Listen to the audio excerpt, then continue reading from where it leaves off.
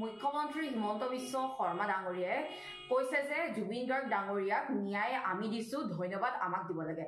এতিয়া মুখ্যমন্ত্ৰী হিমন্ত বিশ্ব শৰ্মা ডাঙৰীয়াক সুধিব বিচাৰিছো পোনপ্ৰথমে তেখেত ন্যায়াধীশ নে ব্যৱসায়িক হয়? গ্ৰেপ্তাৰ কৰা মানে ন্যায় দিয়া বুজায় নেকি? গ্ৰেপ্তাৰ কৰা মানে মুখ্যমন্ত্ৰী ডাঙৰীয়া আপোনাৰ ভাষাত ন্যায় দিয়া বুজায় নেকি? কোৰ্টত চাৰ্জশ্বিট কি ধৰণে দাখিল কৰিব সেইটোৰ ওপৰতে নিৰ্ভৰ কৰিব।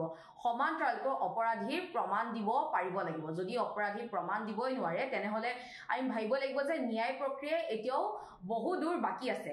তেনে ক্ষেত্ৰত আপুনি কিয় ধন্যবাদ খুজিব লাগে আৰু ৰাইজে আপোনাক কিয় ধন্যবাদ দিব লাগে আমি বুজি পোৱা নাই। কিহৰ কাৰণে আপোনাক ৰাইজে ধন্যবাদ আপোনাক দিব লাগে? যিহেতু আপোনাৰ দৃষ্টিত গ্ৰেপ্তাৰ কৰা মানে ন্যায় দিয়া বুজায় নেকি?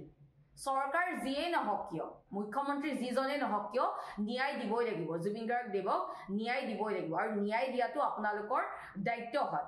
তেনে ক্ষেত্ৰত আপুনি ন্যায় কিয় আপুনি ধন্যবাদ কিয় খুজিব লাগে ৰাইজৰ পৰা আমি বুজি পোৱা নাই।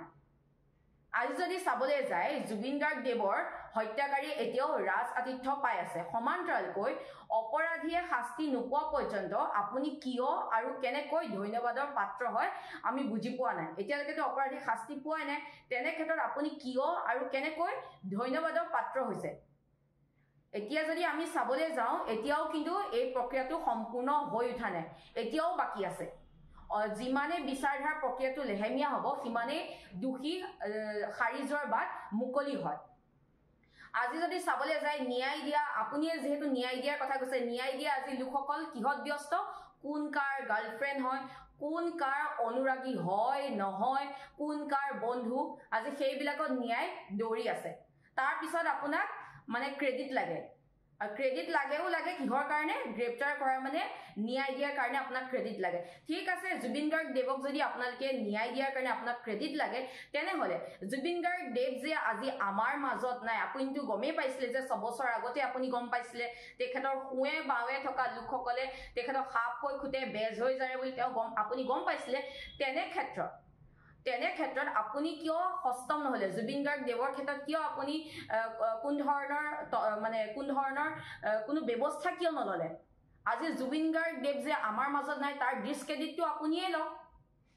আপুনি মুখতে ন্যায় দিয়ে, আপুনি ফেচবুকতে চৰকাৰ চলায়, আপুনিয়ে ন্যায় লয়, আপুনিয়ে পুলিচ, আপুনিয়ে ন্যায়াধীশ, আপুনিয়ে আদালত, আপুনিয়ে সকলো। মানে এতিয়া মানে আমি এনেদৰে ভাবিব লাগিব যে আপোনাৰ যিখন ৰামায়ণ আছে সেইখনৰ অযোধ্যা আপুনিয়ে, ৰাৱণ আপুনিয়ে, ৰাম আপুনিয়ে, হনুমানো আপুনিয়ে। পিছত আপুনিয়ে সুধিব যে ৰাম কোন হয়।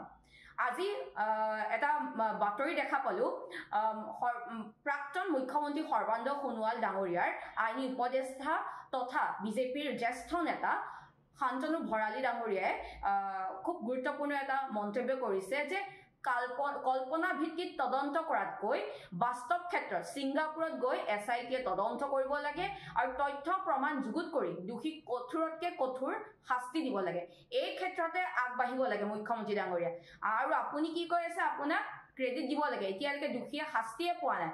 আজি যদি চাবলৈ যাওঁ ন্যায় বিচাৰকসকল আজি অপৰাধী হাতত বন্দী হৈ আছে। আপুনি যাতে জুবিন গাৰ্গ দেৱক ন্যায় দিয়ে আৰু দোষীক যাতে কঠোৰ শাস্তি দিয়ে, চালে বেৰে যাতে কথা কৈ নাথাকে। আৰু আপোনাক কিহৰ কাৰণে ক্ৰেডিট দিব লাগে? আপুনি জুবিন দাৰ দোষীক শাস্তি দিয়ক, তেতিয়া ৰাইজে আপোনাক নিজে ধন্যবাদ দিব, আপুনি খুজিব নালাগে।